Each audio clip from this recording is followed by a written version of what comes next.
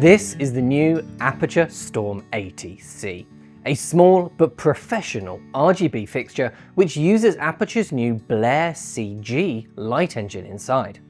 This is part of their new Storm range, which they're pitching as their new generation of professional lights. There's the 1000C, which is effectively a high wattage version of this, and the 1200X, which is a slightly different version of this technology, which focuses on bright and color accurate white light rather than RGB colors. But this is the smallest one, perfect for mounting in strange places, booming over subjects, throwing splashes of color around. I love small and controllable RGB lights like this one, and so a professional orientated fixture like this from Aputure in that category is a very welcome addition.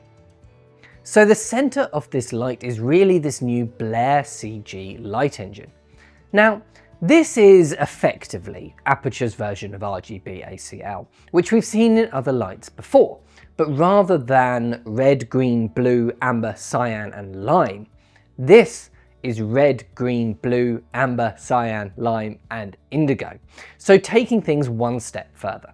This means there are no white chips inside this light. To get a regular 5600 or 3200 Kelvin light, it is using all of those colors and mixing them together to make white light.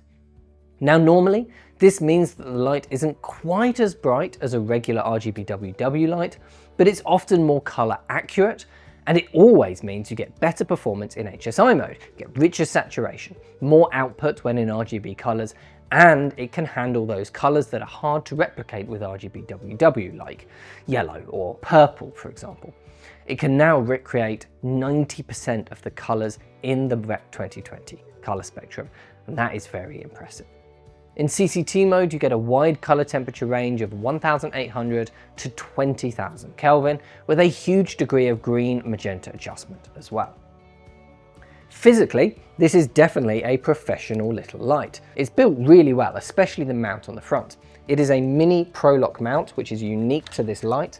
It's essentially Aputure's own version of mini Bowens, but the nice thing is that it locks. A locking Bowens mount is so much nicer to use than a regular one. I'm so glad lighting companies are now adding this as a feature, even on small lights like this. It makes the modifiers just feel like part of the light, rather than something that is just hanging and rattling around on the front. Another huge advantage of this light is that it's IP65 rated. So you're going to be able to use this in all kinds of situations without concern if it gets wet or dusty. That makes a huge difference for working professionals who need their kit to deliver for them no matter what they're faced with on the job. Overall, it weighs 1.35 kilograms with its yoke, so it's small and lightweight, but it's not as lightweight as other competing lights in this size. That does make sense, considering the build quality and the feature set here. The UI is simple and modern, everything you'd expect from Aputure. Although I do find this wheel to make adjustments sometimes a bit unpredictable in use. Sometimes it will just make a huge jump that you weren't expecting. I also wish it could make jumps in 25% increments or similar, like some other lights do by pushing in the wheel you're using to control it, for example. You do though get a nice bank of presets, which you can use to save and recall your most common options. Power is a locking DC, and there's a locking DMX port to use with their breakout cables. There's also a wireless CRMX for control built in. There's then a USB-C port, which can power the light from either a PD mains power cable or a 100-watt power bank. On the side of the light is a V-mount slot built into the yoke.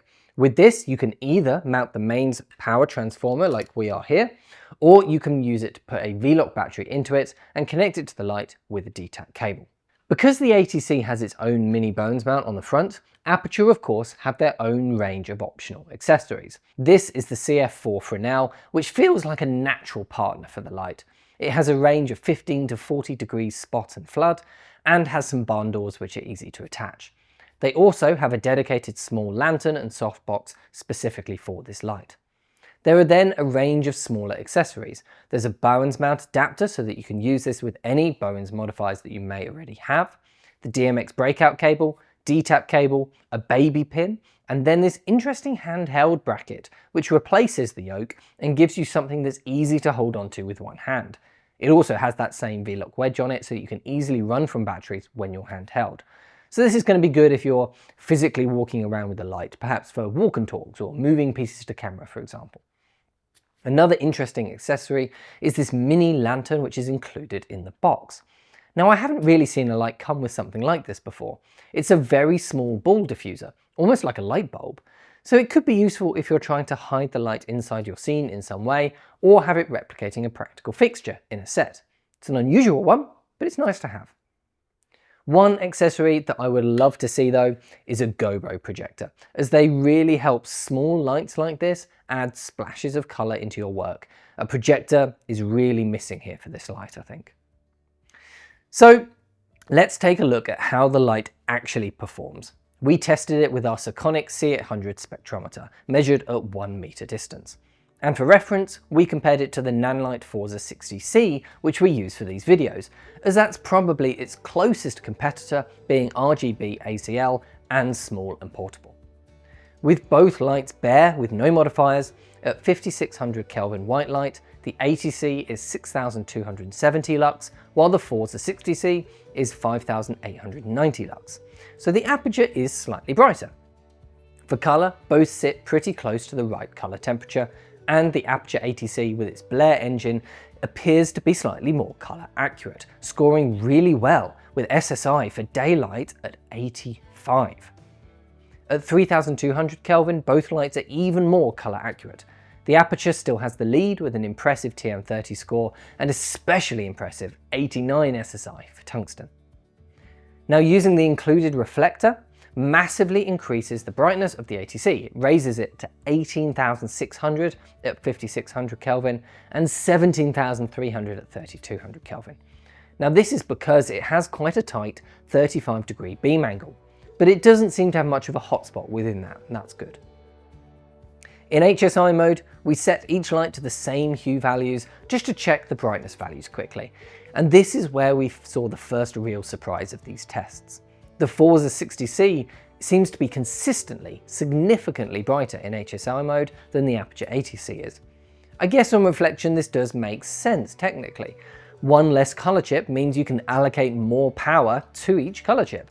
But I wasn't expecting anywhere near this amount of difference. In practice, side by side, it did feel like the Aputure had a bit more nuance between each colour, but it was close. It's certainly nowhere near as much of a difference as there is when you jump between RGB WW and RGB ACL technologies. But overall, I really like the Storm 80C. I think this is one of the most impressive lights I've seen from Aputure to date. It's bright and punchy considering its size, very colour accurate in white light, has a great range of RGB colours to work with. I do wish it was as bright as the Forza 60C that we're used to in HSI mode, but every product has its compromises. And in all other areas, this light is incredibly impressive.